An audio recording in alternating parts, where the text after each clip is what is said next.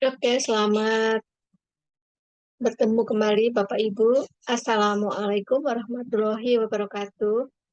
Ya, kali ini saya akan memaparkan tentang bagaimana Bapak Ibu nanti memaparkan metode penelitian atau bab 3 dari proposal tesis Bapak Ibu, gitu ya. Yang pertama tentunya adalah judul babnya, itu bab 3, kemudian metode penelitian, bukan metodologi penelitian ya. Kemudian poin yang pertama adalah tentang jenis penelitian. Jadi di alinea pertama itu paparkan apa desain penelitian atau jenis penelitian yang digunakan.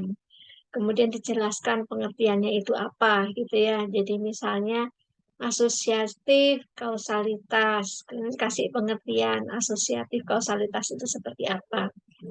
Kemudian alinea yang kedua, kaitkan mengapa misalnya Bapak Ibu menggunakan kausalitas itu ya karena ingin mengetahui atau menganalisis pengaruh apa dan apa terhadap apa, misalnya seperti itu. Ya, jadi apa namanya, kaitkan dengan topik Bapak Ibu gitu. Setelah itu kemudian operasionalisasi variabel itu adalah memaparkan tentang dimensi dan indikator yang Bapak Ibu sudah paparkan di bab 2, tetapi kemudian dibuat tabelnya gitu ya. Jadi contohnya ini adalah operasionalisasi variabel-variabel penelitian gitu ya. Nah, ini ada variabel pertamanya barangkali kinerja menggunakan pengukuran yang dilakukan oleh Gomez yang dibuat tahun 2014 misalnya ya. Kemudian dimensinya itu ada kuantitas pekerjaan, kualitas, pengetahuan, keaslian gagasan atau kreativitas gitu ya. Kemudian bekerja sama dan yang lainnya. Kemudian indikatornya apa saja untuk masing-masing dimensi itu indikatornya apa. Nah, kolom yang terakhir itu pernyataannya gitu. Dibuat pernyataan yang lengkap, ini yang nantinya akan menjadi kuesioner Bapak Ibu kayak gitu. Itu operasionalisasi variabel. Kemudian yang di bawahnya lagi, ini adalah sebanyak ya operasionalisasi variabel itu dibuat sebanyak variabel yang Bapak Ibu akan teliti gitu ya.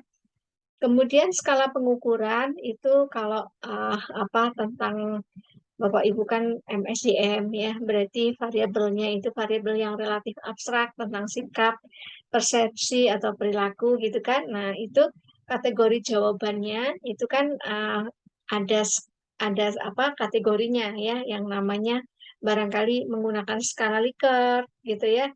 Nah, skala Likertnya itu skala Likert yang dari sangat tidak setuju itu satu misalnya ya, tidak setuju dua, netral tiga, setuju empat, sangat setuju lima. Nah, tulis sumbernya dari bukunya siapa. Sugiono atau Umaskaran misalnya ya, atau Hair. Nah, gitu.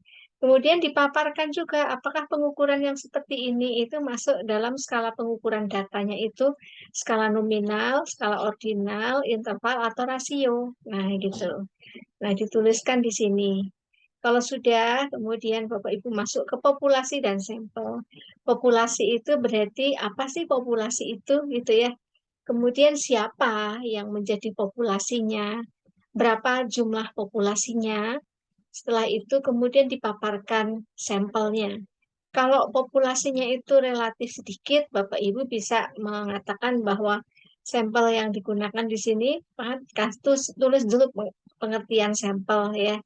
Kemudian metode penentuan ukuran sampel, Bapak Ibu katakan apabila sampelnya itu sedikit, maka menggunakan sampel jenuh atau penelitian populasi. Jadi seluruh anggota populasi itu menjadi sampel gitu. Tapi kalau yang diteliti itu sampel, jadi ada bagian dari populasi yang besar, kemudian diambil sampelnya. Nah, itu bisa ditentukan dulu penentuan ukuran sampelnya itu berapa sampelnya, kemudian berapa ukuran sampelnya tadi ya, menggunakan metode apa, metode Slovin misalnya gitu ya, jadi atau Hair yang jumlah apa namanya, jumlah indikator dikalikan dengan 5 sampai 10 misalnya ya. Nah, itu dipaparkan di sini. Kemudian kalau sudah paparkan metode penarikan sampelnya menggunakan apa. Jadi setelah ketemu berapa ukuran sampelnya, maka ketemu si A, si B, si C, si Z gitu ya yang akan terpilih menjadi sampel itu eh, menggunakan metode apa? Itu namanya metode penarikan sampel. Apakah purposive sampling, convenience sampling, atau snowball sampling, kayak gitu ya. Dijelaskan metodenya, kemudian bagaimana pelaksanaannya nanti dijelaskan rencana pelaksanaannya. Setelah itu kemudian apa namanya metode pengumpulan data. Metode pengumpulan data misalnya menggunakan metode survei gitu ya dengan apa namanya dikaitkan dengan kasus Bapak Ibu gitu kan. Kemudian instrumen penelitiannya menggunakan apa? Apakah kuesioner atau wawancara atau dokumentasi? Kalau pakai liket yang ini ya berarti pakai kuesioner aja dituliskannya kayak gitu ya. Nah, kemudian di dalamnya juga lakukan apa namanya uji instrumen. Uji instrumen itu paparkan uji validitas dan uji reliabilitas dari instrumen penelitian yaitu dari kuesioner yang dibuat Bapak Ibu gitu ya. Dilakukan uji coba dulu. Nah, kemudian dari uji coba itu kemudian diuji validitas, uji reliabilitas. Kalau masih kecil, misalnya ada yang masih kecil, coba dicek lagi bahasanya, apakah ada yang kurang tepat istilahnya, menggunakan istilah bahasanya, ya, diperbaiki dulu. Nah, sehingga nanti pada saat Bapak Ibu melakukan penelitian lapangan yang sesungguhnya, kuesionernya udah bagus, gitu, udah valid dan reliable. Itu metode pengumpulan data. Setelah itu baru masuk ke metode analisis data. Nah, metode analisis data itu ada analisis deskriptif. Itu ada dua, yaitu deskripsi responden yang membahas tentang mendeskripsikan gitu ya rencana bahwa karakteristik responden yang akan di apa namanya pertanyakan itu apa saja, misalnya jenis kelamin, usia, tingkat pendidikan, lama bekerja, jabatan, misalnya ya. Nah, ini yang umumnya dipertanyakan di konsentrasi MSDM untuk yang risetnya menggunakan kuesioner. Kemudian deskripsi variabel. Deskripsi variabel ini mendeskripsikan jawaban kuesioner dari responden, yaitu kuesioner-kuesioner yang sudah dibuat tadi ya, kemudian dicari rata-ratanya, dikelompokkan menjadi apa namanya ini lakukan penilaian apa namanya oleh responden apakah dinilai sangat baik dilihat dari rata-ratanya gitu ya baik atau sedang atau rendah atau buruk gitu ya atau sangat buruk nah gitu itu adalah deskripsi variabel. Nah, berikutnya adalah untuk melakukan pengujian hipotesis itu menggunakan analisis apa? Apakah struktural equation model partially square atau SMPLS? Nah, kalau iya, maka urutannya kasih pengertiannya dulu. Kemudian tahapan penelitian itu ada dua ya, model pengukuran atau outer model itu ada uji validitas sama uji reliabilitas. Kemudian model struktural itu inner model itu ada goodness of fit model test atau uji apa namanya ketepatan model ya dan uji hipotesis. Ini kalau Bapak Ibu pakai SMPLS. Tapi kalau pakai regresi ya analisis regresi linear berganda barangkali gitu ya.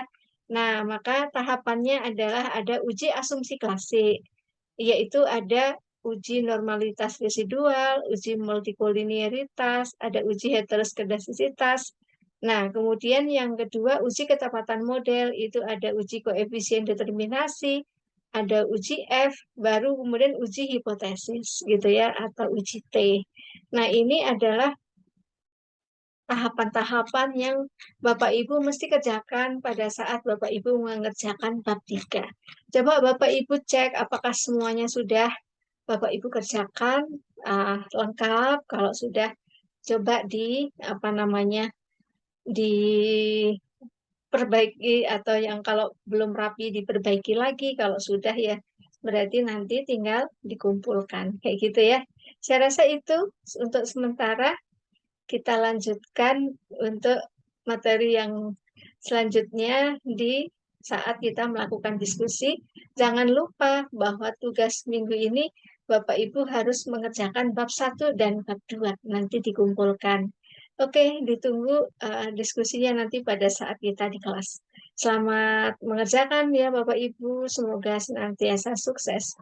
Oke, wassalamualaikum warahmatullahi wabarakatuh.